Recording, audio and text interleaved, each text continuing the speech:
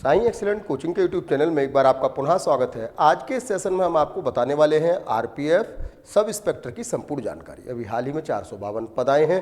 15 अप्रैल के लिए नोटिफिकेशन जारी हुआ है और 14 मई लास्ट डेट है।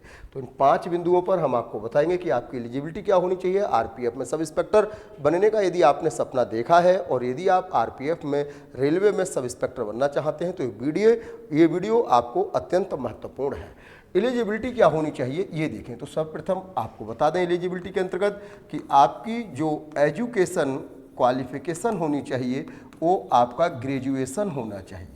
और बेटा ये ग्रेजुएशन किसी भी स्ट्रीम में हो, आप बीए हो, बीएससी हो, बीकॉम हो, कोई भी डिवीजन हो, किसी भी मान्यता प्राप्त यूनिवर्सिटी से हो अथवा उसके समकक्ष योग्यता हो। जो लोग बीसीए हैं, बीबीए हैं, बीटेक हैं, बी फार्मा है, वो भी बैचलर डिग्री जिनके पास है वो सभी इसके लिए क्वालिफिकेशन रखते हैं।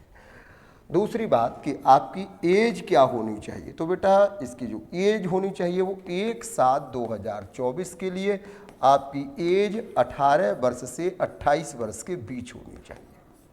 और जो लोग ओबीसी कैटेगरी में हैं उनको 3 वर्ष की छूट, और जो लोग एससी एसटी कैटेगरी में हैं उनको 5 वर्ष की छूट इसमें प्राप्त होगी। तो ये एज होनी चाहिए।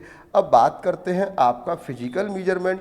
तो फिजिकल मेजरमेंट क्या होना चाहिए। तो फिजिकल मेजरमेंट के लिए बेटा जो कैंडिडेट, चूँकि ये सब इंस्पेक्टर की वैकेंसी है तो यहाँ पर फिजिकल भी चाहिए। आपकी हाइट, तो जो हाइट होनी चाहिए 165 सेंटीमीटर मेल की हाइट, यानी जो पुरुष वर्ग है उसकी 165 सेंटीमीटर हाइट होनी चाहिए, और जो महिला वर्ग हैं उनको 157 सेंटीमीटर हाइट होनी चाहिए। इसके अलावा आपका जो कैंडिडेट एससी एसटी वर्ग के हैं तो एससी एसटी वर्ग के लिए इसमें एससी एसटी वर्ग को 5 सेंटीमीटर की छूट है। एससी एसटी जो पुरुष होंगे उनको 160 सेंटीमीटर लंबाई, और जो एससी एसटी की फीमेल वर्ग हैं उनको यहाँ पर आपका 152 सेंटीमीटर लंबाई की आवश्यकता है। तो ये तो है आपकी हाइट। अब बात करते हैं चेस्ट की। तो फीमेल के लिए चेस्ट की कोई भी मेजरमेंट नहीं है, लेकिन जो मेल हैं उनका 80 सेंटीमीटर चेस्ट होना चाहिए और 5 सेंटीमीटर चेस्ट का फुलाव होना चाहिए। तो ये है एलिजिबिलिटी। ये 3 एलिजिबिलिटी यदि आपके पास हैं तो डेफिनेट है कि आप इसके लिए एप्लीकेबल हैं। एजुकेशन ग्रेजुएशन होना चाहिए, एज आपकी 18 से 28 वर्ष के बीच होनी चाहिए, हाइट पुरुष हैं 165 सेंटीमीटर, महिला 157 सेंटीमीटर, एससी एसटी पुरुष के लिए 160 सेंटीमीटर, एससी एसटी महिला के लिए 152 सेंटीमीटर, और चेस्ट 80 सेंटीमीटर 5 सेंटीमीटर फुलाव के साथ होना चाहिए। तो ये तो रही आपकी एलिजिबिलिटी की बात। अब बात करते हैं एग्जाम पैटर्न लेवल क्या होगा, एग्जाम में क्या क्या आएगा, तैयारी कैसे करें और सिलेक्शन लेने के लिए क्या करें क्या ना करें, इन बिंदुओं पर चर्चा करते हैं। एग्जाम पैटर्न की बात करें तो इसके 3 लेवल होंगे। जो पहला लेवल होगा वो आपका कंप्यूटर बेस्ड टेस्ट होगा। इस कंप्यूटर बेस्ड टेस्ट में आपके 35 क्वेश्चन रीजनिंग के आएंगे,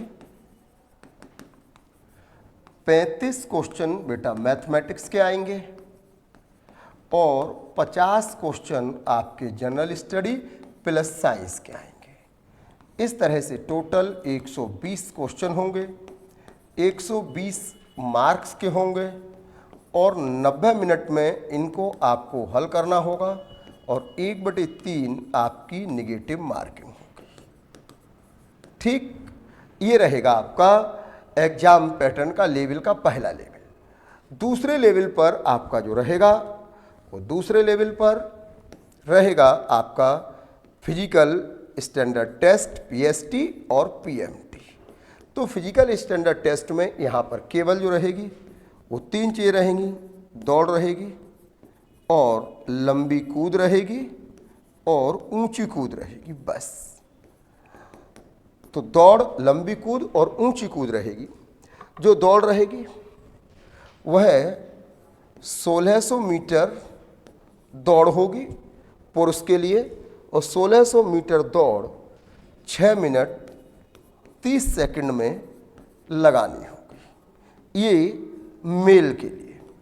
जबकि फीमेल के लिए 800 मीटर की दौड़ होगी और जो 800 मीटर की दौड़ होगी वो फीमेल के लिए 800 मीटर 4 मिनट में पूरे करने होंगे। तो ये रहेगा फीमेल के लिए, तो रेस रहेगी। अब बात करते हैं लंबी कूद की, तो लंबी कूद 12 फीट रहेगी पुरुष के लिए, मेल के लिए, और लंबी कूद फीमेल के लिए रहेगी 9 फीट। फीमेल के लिए 9 फीट लंबी कूद रहेगी। ऊंची कूद की बात करें तो 3 feet 9 inch, 3 feet 9 inch male के लिए ऊंची कूद रहेगी, और फीमेल के लिए 3 फीट ऊंची कूद रहेगी। ठीक, ये दूसरे नंबर पर पीएसटी और पीएमटी होगा। पीएमटी में हाइट हमने बताई थी। और तीसरे नंबर पर होगा डॉक्यूमेंट वेरिफिकेशन। इस डॉक्यूमेंट वेरिफिकेशन में आपके हाई स्कूल, इंटर ग्रेजुएशन, आय प्रमाण पत्र, जाति प्रमाण पत्र, आधार कार्ड, पैन कार्ड, फोटोग्राफ, ये सभी डॉक्यूमेंट्स आपके वेरीफाइड किए जाएंगे। और ये डॉक्यूमेंट्स आपके विज्ञापन यानी कि 15 अप्रैल से पहले के होने चाहिए। 15 अप्रैल के बाद के एलिजिबिलिटी डॉक्यूमेंट्स आपके मान्य नहीं होंगे। तो ये है आपका एग्जाम पैटर्न लेवल। अब बात करते हैं कि एग्जाम में क्या क्या आएगा। अब हम तीसरे बिंदु पर बात करते हैं कि जो आपका एग्जाम है, इस एग्जाम में क्या क्या आएगा। देखो बेटा, एग्जाम में बात करते हैं तो जो 35 क्वेश्चन रीजनिंग के हैं, इसमें आपकी verbal reasoning, non verbal, mathematical और लॉजिकल। वर्बल रीजनिंग के आपके इसमें सीरीज है यानी श्रृंखला है, कोडिंग डिकोडिंग है, ब्लड रिलेशन है, दिशा दूरी है, पहेली है, कोडिंग डिकोडिंग है, वर्णमाला है, अंग्रेजी वर्णमाला है, ये सब आएंगे वर्बल रीजनिंग के अंतर्गत। नॉन वर्बल रीजनिंग में कागज काटना, कागज मोड़ना, और आपकी आकृति श्रृंखला, आकृति समानता, आकृति वर्गीकरण और प्रतिबिंब से संबंधित प्रश्न आएंगे। आकृति गिनती से संबंधित प्रश्न आएंगे। मैथमेटिकल रीजनिंग में गणितीय तर्क शक्ति, बोर्ड मास पर आधारित प्रश्न और गणितीय संक्रियाएं आएंगी। घन और घनाव कैलेंडर पर भी आधारित प्रश्न आएंगे। इसके अलावा जो आपकी लॉजिकल रीजनिंग है, उसमें कथन तर्क, कथन निष्कर्ष भी पूछा जाएगा। एग्जाम में क्या क्या आएगा। मैथमेटिक्स में अर्थमेटिक, संख्या पद्धति, लाभ हानि, ब्याज, चक्रवृद्धि ब्याज, साधारण ब्याज, पाइप टंकी, काम समय, रेलगाड़ी समय, ये सभी प्रश्न आएंगे। इसमें ज्योमेट्री, अलजेब्रा और ट्रिग्नोमेट्री के भी प्रश्न पूछे जाएंगे। इसके अलावा जनरल स्टडी में इतिहास, भूगोल, इसके अलावा राज्य व्यवस्था, भारत का भूगोल, भारत का इतिहास आएगा, वर्ल्ड हिस्ट्री नहीं आएगी। इसके अलावा इसमें साइंस में बायोलॉजी, फिजिक्स और केमिस्ट्री के प्रश्न रहेंगे। करंट अफेयर्स के भी प्रश्न रहेंगे, कंप्यूटर के भी 1-2 प्रश्न रहेंगे।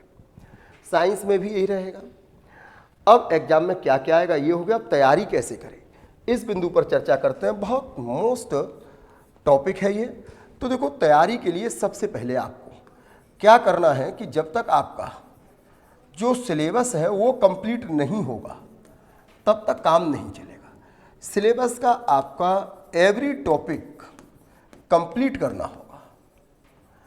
एवरी टॉपिक कंप्लीट करने के बाद आपको जो इसकी प्रैक्टिस सेट हैं, तो प्रैक्टिस और मॉक टेस्ट कम से कम आपको 50 लगाने होंगे। तो देखिए, पहली चीज़ ये है कि जो सिलेबस है वो सिलेबस को एक तरफ से कीजिए, और जो टॉपिक है उस टॉपिक वाइज उसकी तैयारी कीजिए। मान लीजिए कि आपने कोई भी टॉपिक उठाया, बायोलॉजी में मानव शरीर उठाया, तो मानव शरीर के टॉपिक को पूरा करके तभी सोइए, चाहे रात के 2 बज जाए। आपने दूसरे दिन को यदि भौतिक विज्ञान में मापन की यूनिट उठाई, तो मापन की यूनिट को समाप्त कीजिए। एक मन बनाइए कि रोजाना हम जो पढ़ेंगे वो टॉपिक वाइज पढ़ेंगे, और आज शाम तक हमको ये टॉपिक पूरी तरह से फिनिश कर देना है। इस उद्देश्य के साथ बैठिए। यदि आप समय को देखकर पढ़ेंगे, घड़ी को देखकर पढ़ेंगे, तो घड़ी का काम तो है चलना, वो नहीं रुकेगी। आपने सोचा रहे मैं 9 बजे तक पढ़ूंगा, तो 9 बजे तक आप 7 बजे पढ़ने बैठे, 2 घंटे में कितना पढ़ लेंगे। लेकिन आपने सोचा कि मैं अब तभी उठूंगा जब ये चैप्टर पूरा फिनिश कर दूंगा, तो इस उद्देश्य के साथ बैठेंगे तो 100% आप उससे सफल हो जाएंगे और उस टॉपिक को भी कंप्लीट कर लेंगे। घड़ी को देखेंगे तो घड़ी तो 9 बजा देगी, 9 बार देखेंगे 2 घंटे में घड़ी 9 बजेगी, आप मन उब जाएगा, सो जाओगे, ऐसे नहीं होगा। तो तैयारी करने के लिए आपको सिलेबस कंप्लीट करना है, एवरी टॉपिक कंप्लीट करना है, प्रैक्टिस सेट, मॉक टेस्ट कम से कम 50 लगाने। सिलेक्शन लेने के लिए क्या करें? तो देखो, कोई भी शॉर्टकट नहीं है, कोई भी इंपॉर्टेंट नहीं होता, कंपटीशन कंप्लीट का नाम है। तो एक ही मेरा मंत्र है कि सिलेक्शन लेने के लिए क्या करें कि कोर्स सिलेबस कंप्लीट करें और हर चैप्टर के कम से कम 100 क्वेश्चन हल करें। अब बात है क्या ना करें। अगर आप जुगाड़ पर रहेंगे, लापरवाही रहेंगे, ये सोचेंगे अरे भी मेरी तो उम्र 18 वर्ष है, अभी तो 28 वर्ष तक, मुझे 10 वर्ष है, अगर इस सोच के साथ, विकल्प सोच के साथ, अगर आप जहां आपके मन में विकल्प आ जाता है कि यदि नहीं लगेगी नौकरी तो ये कर लेंगे, अगर नहीं लगेगी तो ये कर लेंगे, पाप पर बहुत पैसा है, दुकान चला लेंगे, बिजनेस कर लेंगे, तो यदि आपके मन में ये सोच या अवधारणा आ जाती है तो फिर आप समझ लीजिए कि फिर तैयारी नहीं हो पाती है। तैयारी करने के लिए करो या मरो की स्थिति से गुजरना पड़ता है, करना ही है, अंतिम विकल्प है। तो जब आप उसे अंतिम विकल्प मानेंगे तभी आप तैयारी कर पाएंगे। और यदि कोई समस्या हो तैयारी करने में या कोई अन्य जानकारी चाहिए तो आप हमारे इस नंबर पर संपर्क कर सकते हैं। ओके, जय हिंद।